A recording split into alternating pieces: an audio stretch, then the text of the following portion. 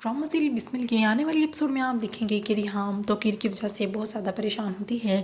تو اب موسیٰ اپنی ماں کو تسلی دے کر کہتا ہے کہ موم سب ٹھیک ہو جائے گا، آپ کو پریشان ہونے کی کوئی ضرورت نہیں ہے، ہم خاموشی سے اس لڑکی کو چلتا کر دیں گے اور کسی کو کانوں کان خبر نہیں ہوگی۔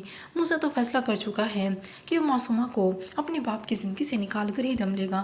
توقیر جب معصومہ کے گھر جاتا ہے اسے ملنے کے لیے تو معصومہ کہتی ہے کہ آپ کی بیوی کی وجہ سے میرا باپ اپنی جان کی بازی ہار گیا، اور دوسری طرف جب میں جنازہ یہاں پر لے کے آئی تو آپ کا بیٹا پہنچ گیا مجھے بدنام کرنے کے لیے۔ اب توقیر بھی غصے میں آ جاتا ہے اور اسے برداشت نہیں ہوتا کہ معصومہ کی یہ حالت ہو رہی ہے۔